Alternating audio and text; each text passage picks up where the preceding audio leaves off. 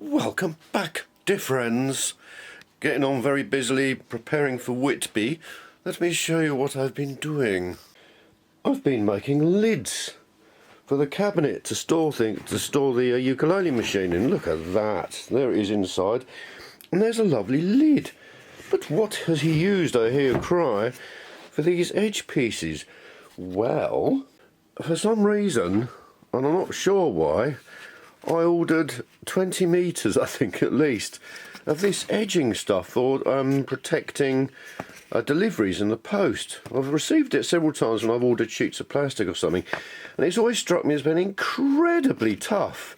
It's amazing. If you look at a cross-section, it's not corrugated or anything. It's made of loads and loads of a piece of paper wrapped round and round and round, glued to itself. So it's incredibly strong, so strong in fact and tough that when I was thinking about using it for the edges, the corners here, I thought, well, I could cut a V shape in it and fold it, but you cannot fold it. It is absolutely solid. 1,000 uses around the home, although I haven't managed to think of the other 999 yet, and I'm not sure what I'm going to do with the other 20 metres. I think I ordered that much because I thought, well, I've got about 3 or 4 lids, I don't want to risk running out. Yes, right, okay. I've also made a lid for the... what's in there? Oh, the Is It Time for Tea machine, that's right. That's nice as well. This is a slight alternative to the original one because I've put them on the top and found that a staple gun is just 5 staples, 8mm staples in, just big enough to hold it while the glue sets. So that's handy, Harry. I did this the other way round because, stupidly, that's too high. That sits too high. It's higher than the cabinet, the box. Isn't that ridiculous? Ludicrous, I tells you, but with that around the outside, it just holds it free. Now today, enough about that, I'm going to address the elephant in the room, something I have been putting off and dreading for ages. Just before I build a cabinet for Victoria the singing automaton, I remembered, it's amazing what you get used to seeing, that she hasn't got any hair. So I think my priority is to get her hair sorted out. As you can see, I'm not very good at hair, especially once the dogs had it. Here's 2 wigs that the dogs had. They used to be beautiful, so they're all round, nicely arranged. So they were up in a bun at the back with a ribbon round it, and now that. Now I've got this spare head that was part of the development of Victoria, which is the same size, so theoretically that's handy because I don't know quite what I'm going to do. I'll find something else to prevaricate with, I think. I don't know where to start. I seem to remember reading that you can actually wash these and brush them. I've just seen a hairbrush, so I might give that a go as a sort of starting point.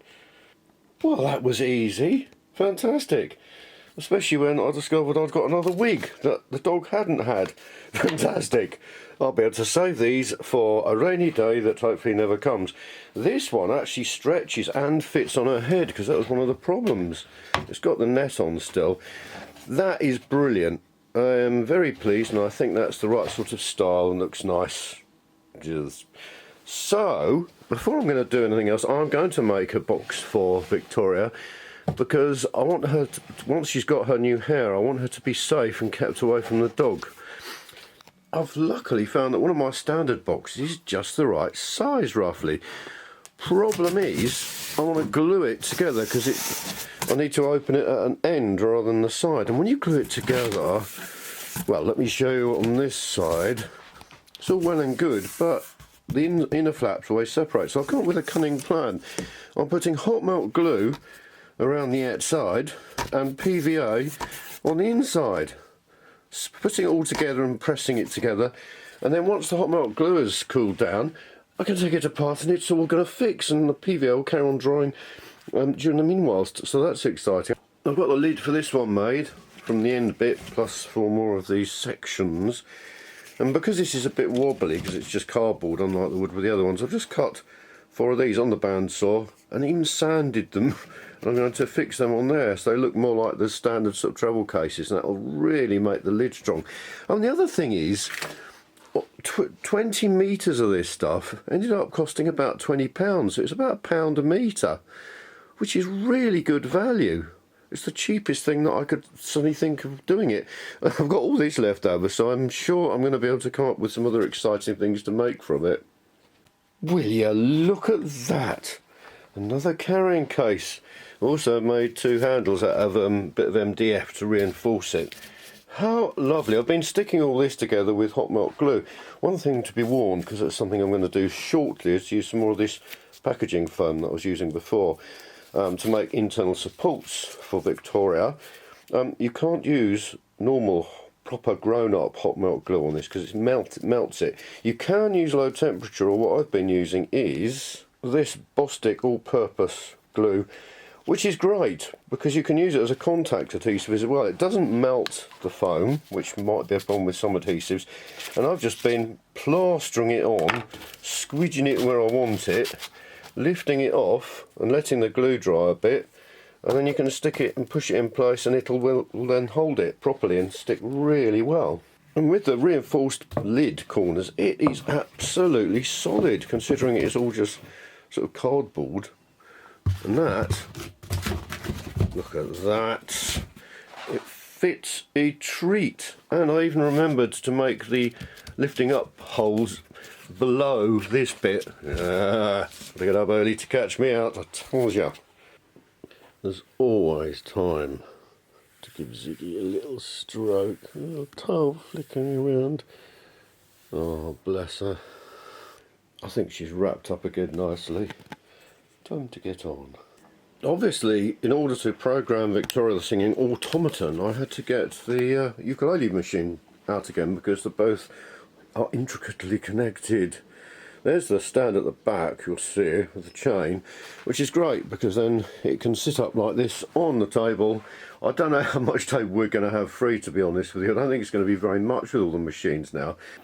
There we are, just powered her up. I'm pleased with her hair. I think that looks great with little twiddly bits down the side.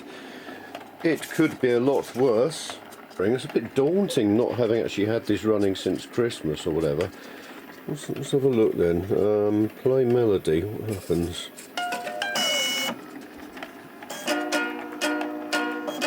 Could do with a little bit of tuning. I really just want to see. Oh yes, definitely needs tuning. Oh, and that needs hanging around there. Ooh. Now I go cleaning windows to earn an honest bob. Oh. My mouth's not working. Surprised at things they do when I'm cleaning windows. Right. It's my profession. And I think, oh look, this doesn't work either. Oh. Ah, look. Oh, I'm finding problems. Stop it. I'm finding issues all over the place. I'm so glad I took the trouble to sort this out. I have to say, I do find it very exciting that you can hear fans whirring. So I'd forgotten about the one that blows cooling air over the person sensor. And you can hear that whirring. And the fan in here you can hear as well. So even when it's not, no, I think, and the stepper motor's sizzling. Yeah, because it's still drawing about 1.5 amps. That's right, so all the stepper motors are held in place. It's so complicated, I love it. I think I've just solved the counterweight issue. The problem was, because this motor wasn't strong enough, a little stepper motor, to lift and lower this lot. So I'd made a brass counterweight that would hang there, and if it was vertical, zoink, it would work perfectly, but because it's not vertical, this was pulling backwards and all this was coming undone and everything. I suddenly thought, why not add a bit of chain around the front of this that can freely hang down vertically with a counterweight on. So no new bits to machine, just a way of fixing it onto this other pulley. And I've just managed to drill a hole without destroying the whole thing there, 4.5mm diameter, so I can glue the end of another bit of chain in. It solves the problem beautifully. That's handy. The handy way to get the glue to dry. So I've just drilled that other hole and put some super glue in. And that's now set, so I can get this hung up. There's someone trying to tell me it's time for a walk, and it isn't. There's still 50 minutes to go. and the old counterweight was about 80. So quite what that means I haven't got a clue. I think I'm just going to experiment with weights. Well, that's amusing, because having oiled this and put some silicone grease inside here to cut down on friction, the motor is strong enough to move it. So I've added all this bit, but you can't have a bit of chain hanging down without a little brass bobble on the end, so I'm just gluing that on, and it's time to start the dog out. These things are so handy, these scientific stand things. They certainly have got 1,000 uses around the home and garden. Forgive the music, but that's better. Lovely. I'm very pleased about that. That's much better. Excellent. And then when you stop it, that slowly slows down. Deceleration, in fact, there's a name for everything. Lovely. Right, it's time to get to that which I've just dusted with a paintbrush and hoover, that which I've just dusted with a paintbrush and hoover, filed away, ready for Whitby. I've got the supports at the bottom glued in. I'm just making a little holder for the key fob that I can press to tell Victoria to tell people what time the next performance is.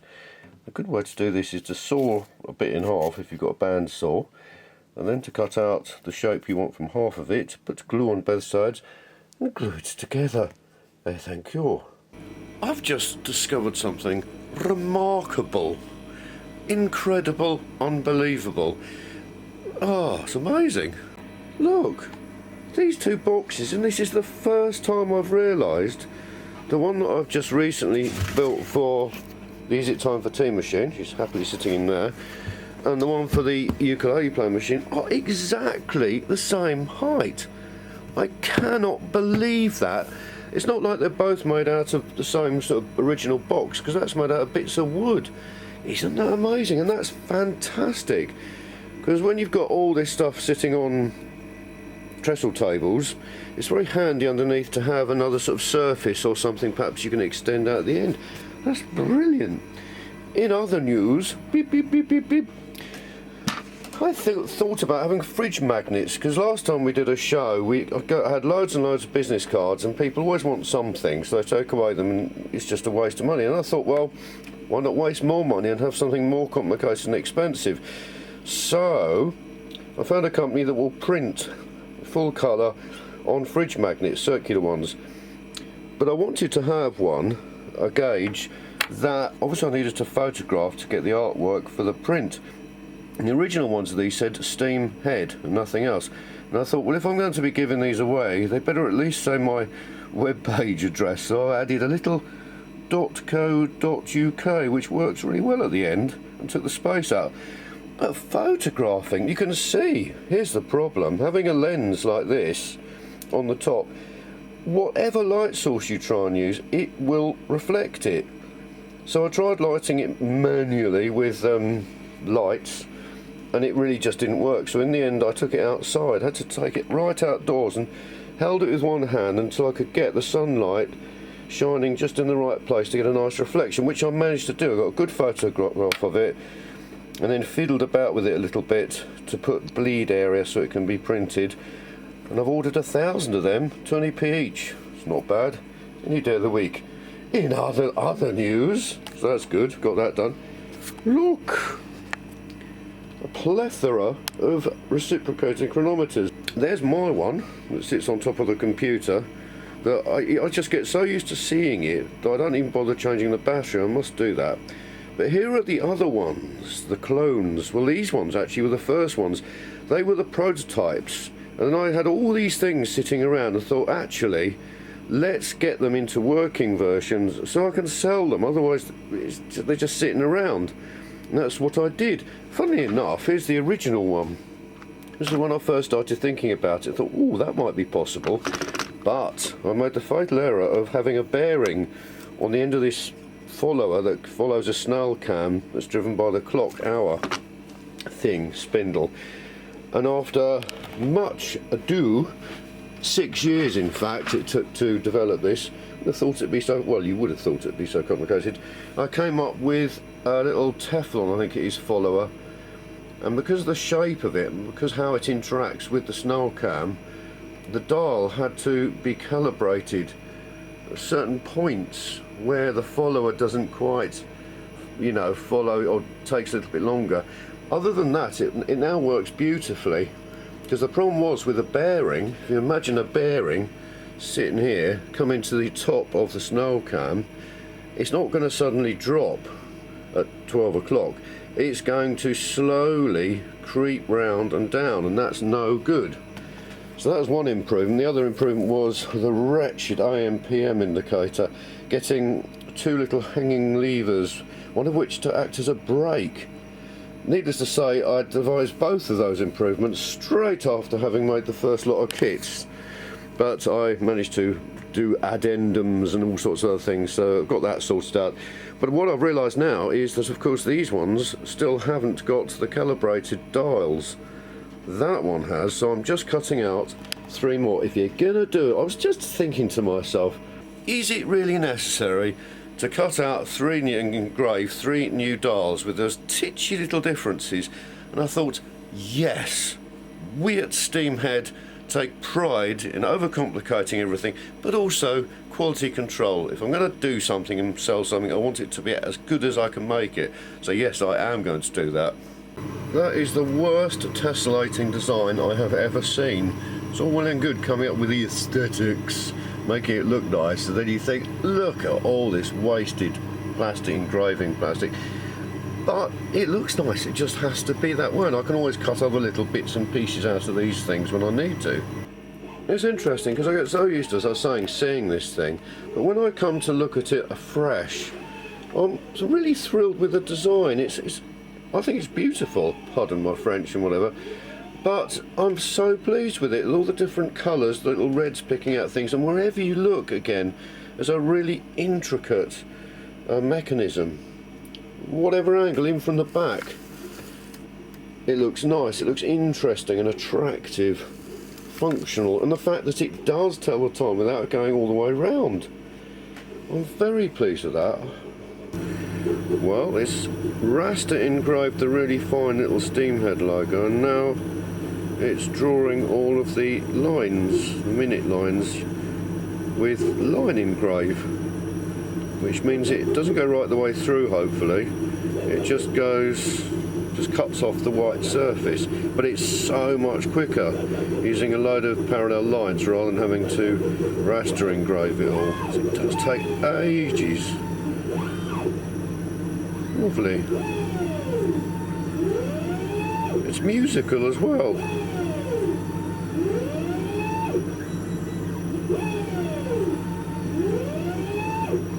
You can see this is my one. Look at the filth, the dust and muck on it because it's been sitting in the kitchen. But my point is this cover that covers the back of the clock movement for the battery and things has got on these little knurled screws. Now unfortunately, because this is the new version, the final one where it's all properly tapped and everything, but with these ones, because they were being developed, I hadn't come up with that idea, so I cut a bit of plastic and put it on the back. They're all at an angle, which means when you try and tighten them, the back plate sits at an angle. I've been trying to figure this out, and I've suddenly had an idea. I'm going to drill out the hole there and then glue a screw like this in so it sticks straight out, and then not dispense with those, but use the dome bolts, brass dome bolts like that. Now I noticed on this one there were 2 little bits of paint missing. Annoying. So all this masking, it's such a pain with such a complicated shape. But I've got it sprayed and got rid of the marks, so that's good. I've got the holes drilled and nothing went disastrously wrong. I thought I'd try with one of them just to see, but I've just put some super glue in it. It's an 8mm diameter hole, which means that now I've screwed that on, that'll just sit flush while the glue sets. It's lovely. Then I can cut the head off the screw and replace it with a doom nut. One precaution I thought I'd take is just to put some of this packing tape that super glue doesn't stick to very well around each bit, because I can imagine laying it carefully and beautifully on here, and then the glue, excess glue coming up and then gluing it on. Oh, you can just imagine. I've just added some magic ingredient, bicarbonate of soda or baking powder, just into each hole to soak up any excess glue before I put them together, and to fill in the hole to make sure that glue doesn't pour out the bottom. Oh, so many things to think about. Hindsight is a brilliant thing, isn't it? Why didn't I just use studding or cut the heads off the screws before I glued them? Because somehow that's now fixed, but I've got to cut the head off and then get the thread all the way up. Bolt cutters might provide the answer, but obviously I don't want to put too much force on it. Oh, what a pain! Why didn't I think of that earlier? Damn it, Janet. I've got the bolt cutters. Let's see if they work without putting too much force. It's not too bad.